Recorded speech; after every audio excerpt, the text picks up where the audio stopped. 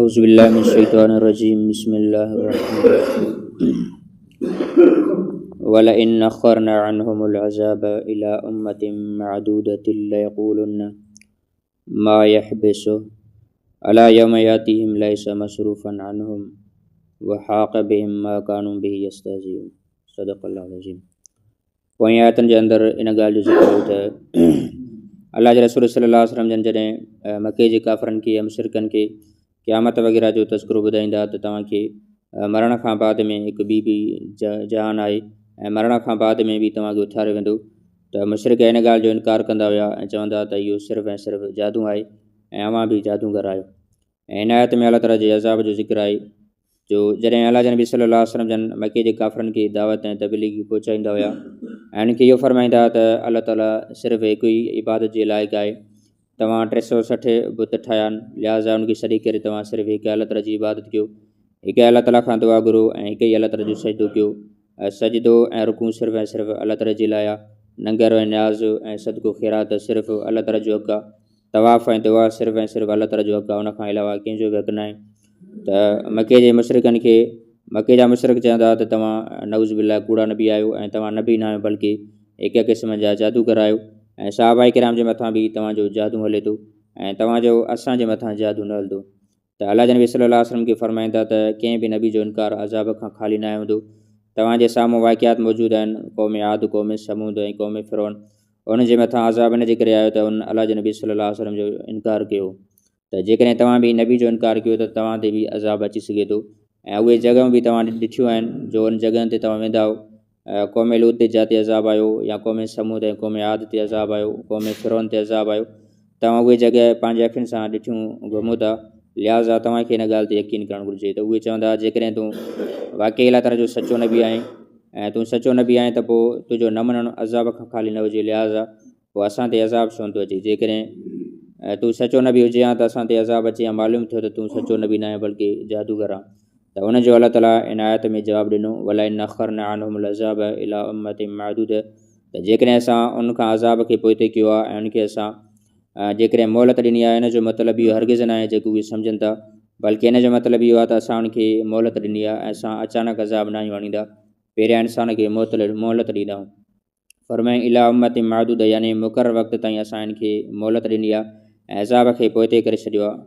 उम्मत जूं मुफ़सर फ़रमाए त 3 माना ईंदियूं आहिनि। हिकु उम्मत जी उहा माना आहे यानी उम्मत जी माना आहे गुरू ऐं टोलो वग़ैरह, जमात वग़ैरह। जीअं अल्लाह ताला क़ुरान पाक में फ़रमायो वजअलनाकुम उम्मतन वाहिद, असां तव्हांखे हिकिड़ी उम्मत बणायो आहे। अल्लाह जे नबी सल्लल्लाहु अलैहि वसल्लम फ़रमायो, हज़रत अमीर मुआविया रज़ियल्लाहु अन्हु फ़रमाए थो त अल्लाह जे नबी सल्लल्लाहु अलैहि वसल्लम जी हदीस आहे, फ़रमायो त अहले किताब जे अंदरि यानी यहूद ऐं ईसाइनि जे अंदरि 72 फ़िरका थिया ऐं मुंहिंजी उम्मत जे अंदरि 73 फ़िरका थींदा, जंहिंमें सिर्फ़ु ऐं सिर्फ़ु हिकु जमात अॻिते हूंदी। त उलमा इकराम फ़रमाइनि था त उहा जेका अॻिते हूंदी उनजी निशानी आहे मान अलैहि वसाबी, यानी जेका हुज़ूर सल्लल्लाहु अलैहि वसल्लम ऐं सहाबा इकराम जे तरीक़े ते हुजे।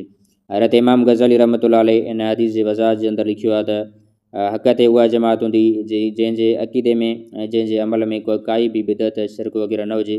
जेकॾहिं बशरी तक़ाज़ा जे मुताबिक़ का बिदअत वग़ैरह दाख़िल थी वई त अल्लाह ताला माफ़ु कंदो, बाक़ी ॼाणी वाणी काई बि बिदअत ऐं रसूमात शामिल न करे।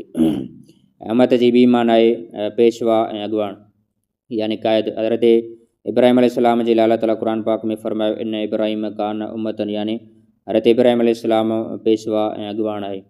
ऐं उम्मत जी 3 माना आहे त जेका हिते ज़िक्र कई वई आहे यानी वक़्तु ऐं मियाद। फ़रमाए इला उम्मतिन मअदूद, असां तव्हांजे अज़ाब खे मुक़ररु वक़्त ताईं ऐं मुक़ररु मियाद ताईं पोइते करे छॾियो आहे। लयक़ूलुन्न मा यहबिसु, त मके जा काफ़िर चवंदा त अज़ाब खे कीअं रोकियो आहे ऐं अज़ाब खे कीअं झलियो आहे, अज़ाब छो नथो अचे। त अल्लाह ताला जो जेको वाइदो त तव्हांजे मथां अज़ाब ईंदो, लेकिन असां तव्हांखे अज़ाब पोइते करे छॾियो आहे। त अल्लाह ताला पंहिंजे हुन वाइदे खे पूरो कयो ऐं उनजे मथां अज़ाब आयो। हुज़ूर सल्लल्लाहु अलैहि वसल्लम जॾहिं मके में हुआ उन वक़्तु बि उन्हनि जे मथां अज़ाब आयो, जो अहिड़ो अज़ाब आयो उन्हनि जूं अखियूं पटिजी वियूं, उनखे हक़ीक़त बिल्कुलु सम्झ में अची वई त वाक़ई अल्लाह जे नबी सल्लल्लाहु अलैहि वसल्लम जन सचा नबी आहिनि। उनजे मथां तमामु क़हत अची वियो, उन्हनि जा जानवर बि मरण लॻा ऐं पाण बि बुख ते हुया ऐं उन ते हुया, जाड़े बि नज़र करनि पिया, उनखे अखियुनि में धुओं नज़रे पियो ऐं एतिरे क़दुरु क़हत अची वियो जो उहे ढूंढ खाइण ते ऐं जानवरनि जी खलनि खाइण ते मजबूर थी विया। त उहे मके जा काफ़िर सरदार अल्लाह जे नबी सल्लल्लाहु अलैहि वसल्लम वटि बैदा आया ऐं अल्लाह जे नबी सल्लल्लाहु अलैहि वसल्लम खे अर्ज़ु कयूं त अल्लाह जे नबी हीअ तव्हांजी क़ौम आहे, लिहाज़ हिन क़ौम जे मथां रहम कयो ऐं अल्लाह ताला खां दुआ घुरो, हथु खणो त अल्लाह ताला असांजे मथां रहम फरमाए। अल्लाह जे नबी सल्लल्लाहु अलैहि वसल्लम दुआ घुरी। अल्लाह जे नबी खे फरमाया जेकॾहिं अल्लाह ताला तव्हां खां क़यात ख़तमु करे त छा तव्हां ईमान आणींदो? उन्हनि चयो त असां ईमान आणींदासीं। लेकिन अल्लाह जे नबी सल्लल्लाहु अलैहि वसल्लम दुआ घुरी त बारिश एतिरी वसी जो रुकजण जो नालो ई न हुयो।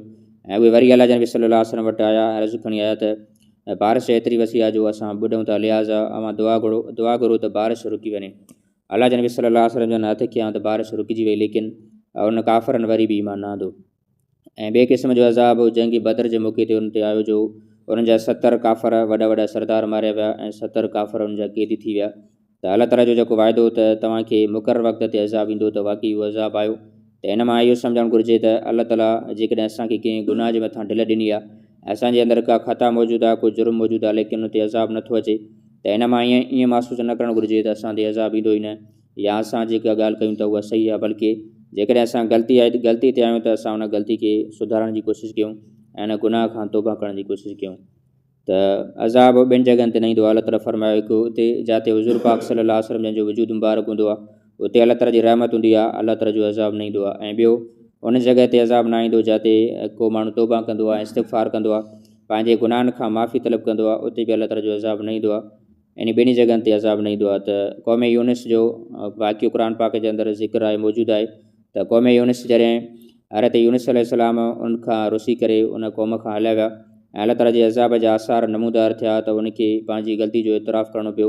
ऐं हज़रत यूनिस अलैहिस्सलाम खे ॻोल्हियो, लेकिन हज़रत यूनिस अलैहिस्सलाम खे न मिलियो, त लिहाज़ा उन सम्झो त असांजे मथां अज़ाब ईंदो ऐं उहे गोॾनि भर किरी पिया ऐं अल्लाह ताला जे साम्हूं रोअण में मशग़ूल थी विया त हे अल्लाह असांखे ग़लती थी वई, ऐं असां तुंहिंजे नबी जी ॻाल्हि न मञीसीं, लिहाज़ा असांखे माफ़ु कर। जेकॾहिं हज़रत यूनिस अलैहिस्सलाम मोटींदो त असां उनजे मथां ईमान आणींदासीं।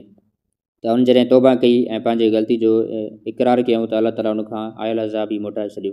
त ॿिनि जॻहियुनि ते अज़ाब न ईंदो आहे, हिकु जिते हुज़ूर पाक सल्लल्लाहु अलैहि वसल्लम जो वजूदु हूंदो आहे ऐं ॿियो जिते माण्हू पंहिंजे गुनाहनि खां माफ़ी तलब कंदो आहे, यानी तौबा तलब कंदो आहे। त सुवालु पैदा थिए थो, अल्लाह जे नबी सल्लल्लाहु अलैहि वसल्लम जन मके जे अंदरि मौजूदु हुआ, त मके वारनि ते अज़ाब छो आयो? हालांकि जिते अल्लाह जे नबी सल्लल्लाहु अलैहि वसल्लम मौजूदु हूंदा आहिनि त उते अज़ाब न ईंदो आहे। उलमा किराम फरमाइनि था त अज़ाब उहो हूंदो आहे जीअं अज़ाब नूह अलैहिस्सलाम जी क़ौम ते आयो, ऐं अज़ाब उहो हूंदो आहे जीअं लूत अलैहिस्सलाम जी क़ौम ते आयो।